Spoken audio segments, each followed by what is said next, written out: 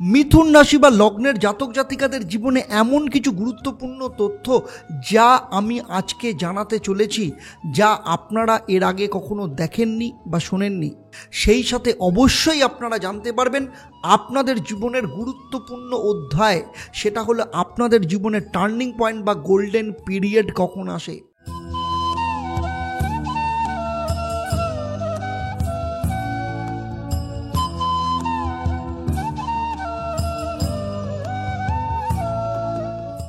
নমস্কার, আমি অ্যাস্ট্রো আচার্য দেবদত্ত। দেবদর্শন পর্বে আপনাদের সবাইকে স্বাগত জানাই। আজ দেবদর্শন পর্বে আমার আলোচনা মিথুন রাশি বা লগ্নের জাতক জাতিকাদের জন্য শুধুমাত্র গুরুত্বপূর্ণ নয়, অত্যন্ত গুরুত্বপূর্ণ হতে চলেছে।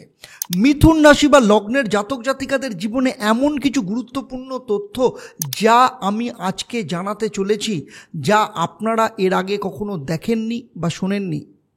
কিন্তু আমি জানি আপনাদের মনে প্রায়ই প্রশ্ন আসে, একবার না একবার হলেও অবশ্যই আসে, যে মিথুন রাশি বা লগ্নের জাতক জাতিকাদের জন্মের পর থেকে ছোটবেলা, তাদের যুবাবস্থা এবং বার্ধক্য সময় কেমন কাটে। আজ আমি এই ব্যাপারে আপনাদেরকে সম্পূর্ণভাবে জানাবো। সেই সাথে প্রেম, বিবাহিত জীবন কেমন হয়, আপনাদের লাইফ পার্টনার বা জীবন সঙ্গী কেমন থাকে। এর পাশাপাশি আপনারা জানতে পারবেন মিথুন রাশি বা লগ্নের জাতক জাতিকাদের সন্তান ভাগ্য কেমন থাকে। সেই সাথে অবশ্যই আপনারা জানতে পারবেন আপনাদের জীবনের গুরুত্বপূর্ণ অধ্যায়, সেটা হলো আপনাদের জীবনের টার্নিং পয়েন্ট বা গোল্ডেন পিরিয়ড কখন আসে। ভীষণ গুরুত্বপূর্ণ তথ্য নিয়ে আমি আপনাদের সাথে আলোচনা করব, তাই পুরো ভিডিওটা খুব মন দিয়ে দেখবেন। আমার এই আলোচনা আপনাদের জন্মরাশি বা লগ্নের ওপর ভিত্তি করে। কালপুরুষের রাশিচক্রের তৃতীয় রাশি হলো মিথুন রাশি বা লগ্ন, যার অধিপতি গ্রহ বুধ, যাকে যুবরাজ গ্রহ বলা হয়। প্রথমেই আসবো আপনারা, অর্থাৎ মিথুন রাশি বা লগ্নের জাতক জাতিকারা জন্মের পর থেকে শৈশব অর্থাৎ ছোটবেলা কেমন কাটে। যেহেতু বুধ যুবরাজ গ্রহ, তাই শৈশব হোক, যুবাবস্থায় হোক কিংবা বার্ধক্য, সমস্ত ক্ষেত্রেই আপনাদের জীবনে ইম্পর্টেন্সই দরকার হয়ে পড়ে। এরা খুব অ্যাটেনশন সিকার হয়, অর্থাৎ নিজেদের প্রতি মনোযোগ আকর্ষণকারী হয়। তাই জীবনের প্রথম থেকে এরা চায় যে সবসময় কেউ না কেউ এদের গুরুত্ব দিক, কেউ এদেরকে একা রেখে যেন কোথাও চলে না যায়। কোথাও একা বসে থাকতে এরা একদম পছন্দ করে না।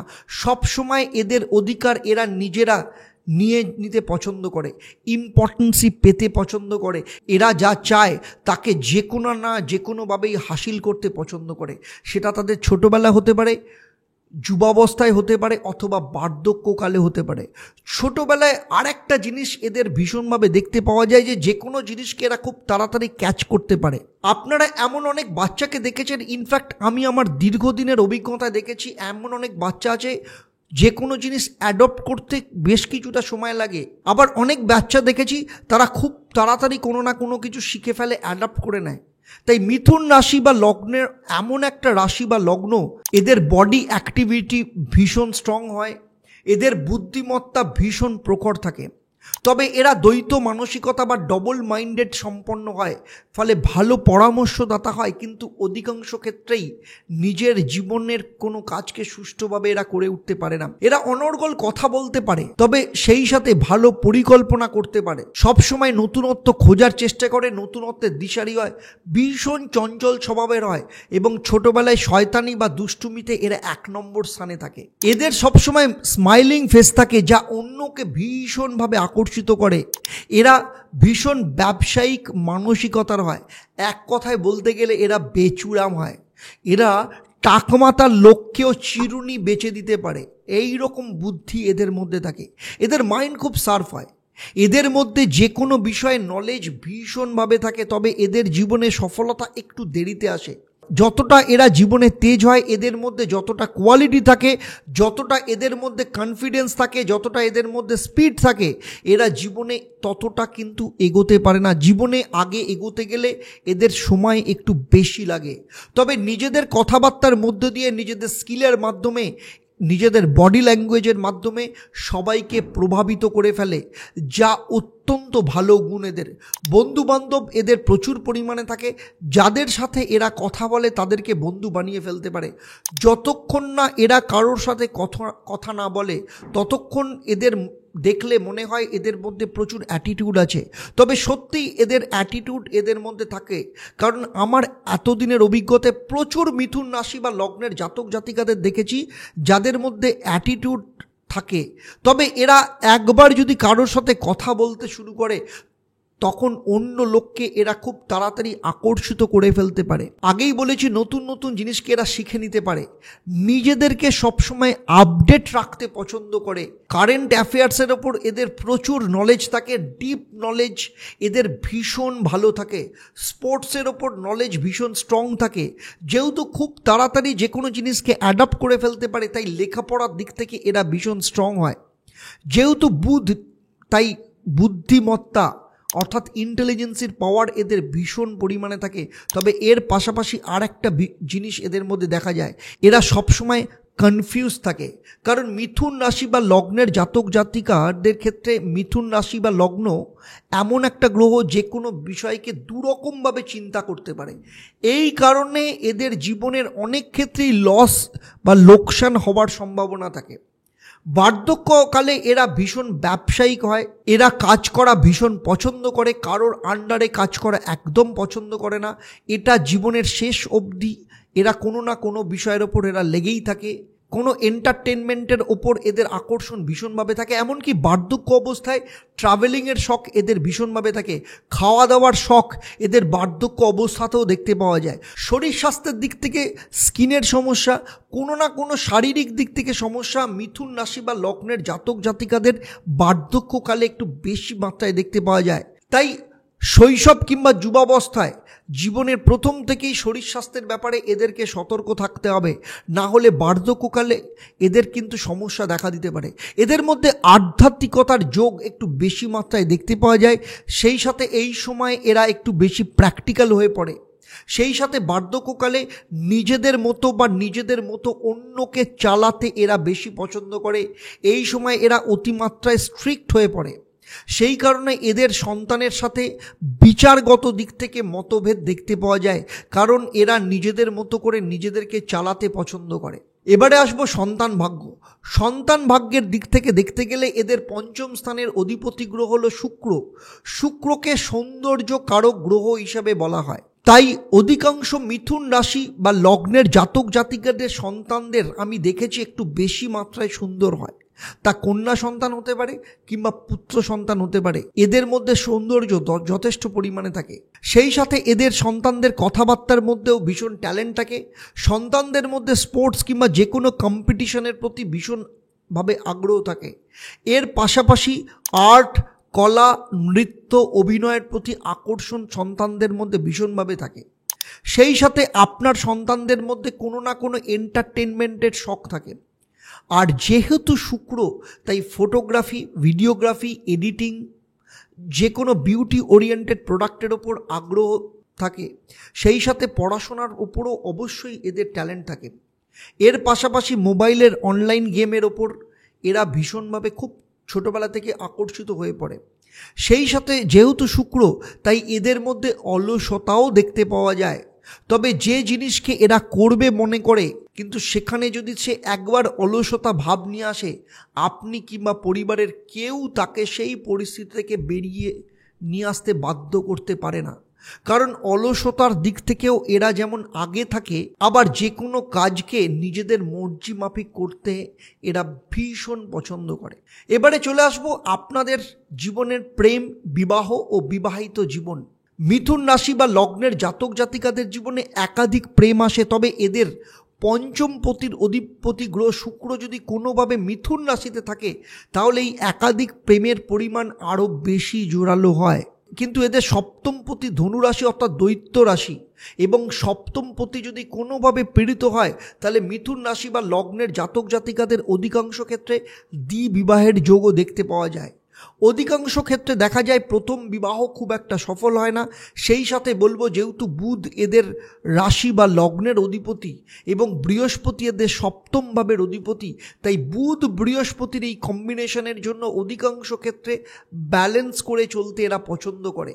এর পাশাপাশি বলবো, বুধ যেহেতু যুবরাজ আর বৃহস্পতি যেহেতু দেবগুরু, তাই আপনাদের যে জীবনসঙ্গী তাদের সামনে আপনাকে কোনো না কোনো সময় নিচু হতেই হয় বা ঝুঁকতে হয়।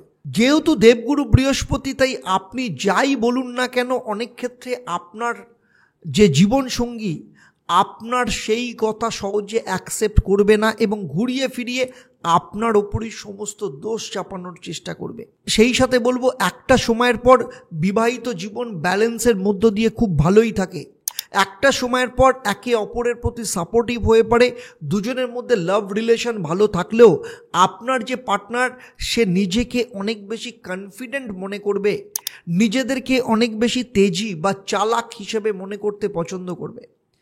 তাই অনেক ক্ষেত্রেই মিথুন রাশি বা লগ্নের জাতক জাতিকাদের কিছুটা ডাউন হয়ে চলতে হয়। এবারে আসবো আপনাদের জীবনের অন্যতম গুরুত্বপূর্ণ প্রশ্ন, সেটা হচ্ছে আপনাদের জীবনের টার্নিং পয়েন্ট বা গোল্ডেন পিরিয়ড ঠিক কোন সময়ে আসে। অধিকাংশ মিথুন রাশি বা লগ্নের জাতক জাতিকাদের দেখেছি 24 বছর থেকে শুরু হয়ে ধীরে ধীরে যখন 32-33 বছর বয়সে গেছে, তখন আপনাদের জীবনের টার্নিং পয়েন্ট বা গোল্ডেন পিরিয়ড এসেছে, যা হয়তো আপনি কখনো কল্পনাই করেননি। সেই বিষয়ে অবশ্যই আমাকে কমেন্ট করে জানাবেন। হতে পারে আপনি জীবনে কখনো ভাবেননি বা বিশ্বাস করতে পারেননি আপনার জীবনে, আপনার কেরিয়ারে এমন কিছু ঘটে যেতে পারে, আপনার পরিবারের ক্ষেত্রে বা আপনার পার্সোনাল লাইফের ক্ষেত্রে এমন কিছু পরিবর্তন যা আপনার জীবনকে পুরোপুরি পাল্টে দিয়েছে। সেগুলো অবশ্যই আমাকে কমেন্ট করে জানাবেন।